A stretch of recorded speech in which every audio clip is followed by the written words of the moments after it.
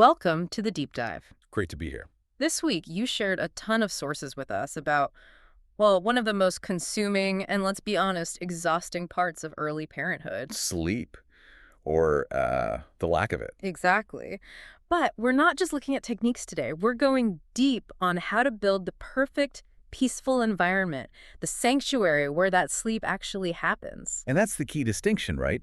The material you sent over defines the sleep environment not as, just a decorated nursery. No. It's a communication tool, a foundational one. I really love that reframing. The sources call it a clear, repeated message, quiet, warm, and predictable, that tells your baby, this is a place where you can relax. It turns setting up a room into an act of assurance. It really does. So our mission today is to unpack the 6 elements that make up that message. We've got light, temperature, sound, the physical space, scent, and the big one, your presence. Okay, let's get right into it. The very first signal of rest, the one that's just so deeply hardwired into our biology. Right. Babies are incredibly sensitive to light. Even before they really get the concept of day and night, their brains do. So if the room is bright or they see that, blue light from screens that the sources mentioned. Yep.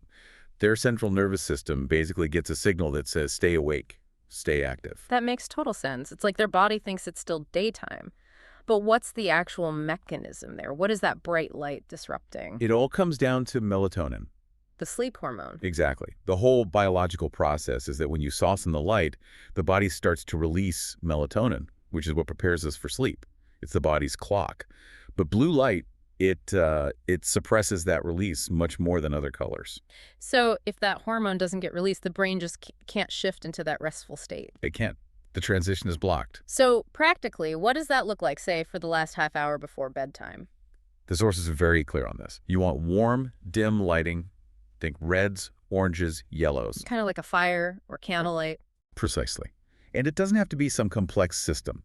A tiny bedside lamp is fine. Or even just a soft light from the hallway spilling into the room. Okay, and here's a distinction that I found fascinating. The goal isn't necessarily pitch black darkness. No, not at all. The goal is calm. Yes. The analogy they use, which I think is just perfect, is creating a gentle sunset inside the room. If it's totally pitch black, that can actually be a bit jarring for them. So the light is a signal. It's a signal, a consistent, non-stimulating signal that things are winding down. Yeah. It's about reducing stimulation, not eliminating it completely. Okay, excellent. So we've set the mood with the visual cue. Let's move to something the body feels, well, even more directly. Temperature. Temperature. I know this causes a lot of stress for parents. What's the sweet spot here? The research is really specific, and it often surprises people who think babies need to be, bundled up. Most babies sleep best in a room that's between 20 and 22 degrees Celsius. Which is about 68 to 72 Fahrenheit? That's definitely on the cooler side. I mean, if I were just sitting around, I might find 72 degrees a little brisk. Why cool? A steady, slightly cool temperature supports deeper, longer sleep. And critically, it lowers the risk of overheating. Which is a huge sleep disruptor. One of the biggest. It leads to that restless, shallow sleep. There's a really simple guideline in the sources. Okay. If the room feels too warm for you, the parent, it is definitely too warm for the baby. That's a great rule of thumb. Yeah. But what about consistency? I mean, keeping a room at exactly 21 degrees, especially in an older house, can feel impossible. It can.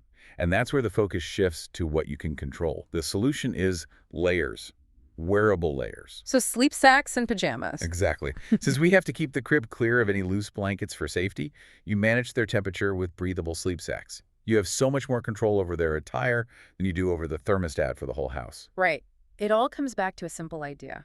Comfort promotes relaxation, and relaxation is the runway to rest. You got it. Okay, that's actionable. Let's shift now to sound.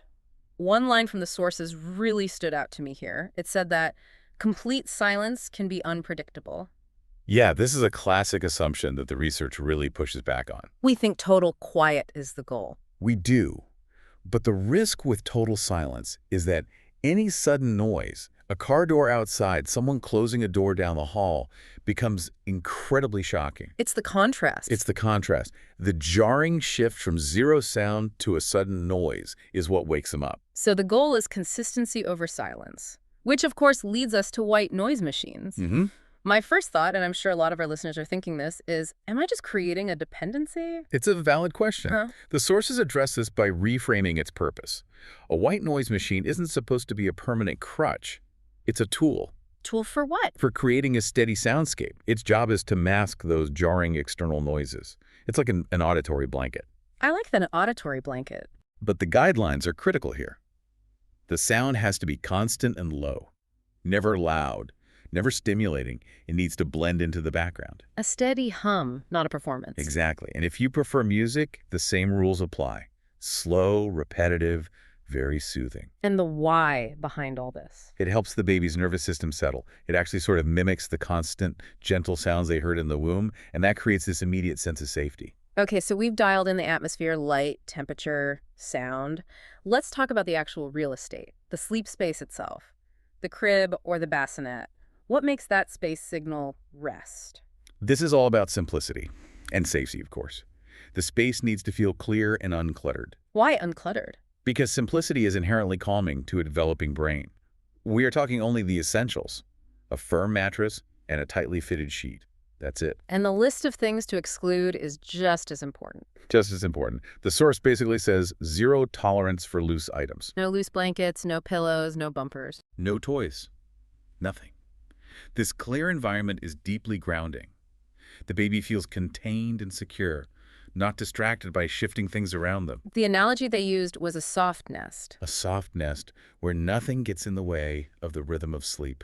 I love that. It really paints a picture, and that leads us from the physical space to something much more subtle, but maybe just as powerful. Scent. Scent. Scent. Babies connect so deeply through scent. It's a primary sense for them.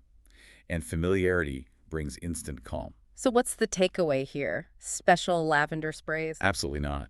Yeah. In fact, the source strongly advises against any synthetic perfumes or strong oils. They can be irritating. All you need is familiarity. So you're tapping into the baby's own instinct to find comfort in what they know. Correct. And what's the most comforting scent to a baby? The parent. The parent. The source shared this really beautiful, specific action. Oh, yeah. Some parents will take the sleep sack and just tuck it into their own shirt for a few minutes before putting the baby down. It transfers their warmth and their scent. The source called it a tiny gesture that can bring enormous comfort. That's amazing. It's like a silent message. It's a nonverbal cue that reinforces everything else you're doing. It ties the security of the parent directly to the sleep space. Wow. Okay, so we have covered 5 huge elements, but the final piece is clearly the most important one. You can have the perfect lighting, the perfect temperature, but the whole thing falls apart without this last piece, the anchor, It's your presence. the parent's presence. The source is so direct about this.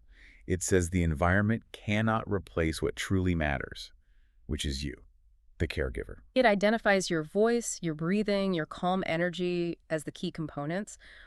What is a baby actually sensing from you in that moment? They're sensing your emotional state. I mean, all these other physical controls are secondary to this one thing.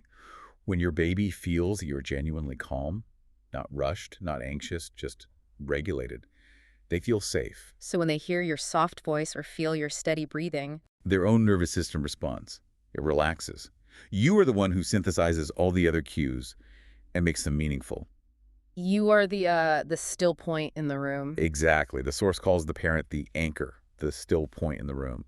It says your presence is the most powerful sleep cue your baby will ever have. That final connection binds everything together. It does. So what does this all mean? The big takeaway here seems to be that it's not about being perfect.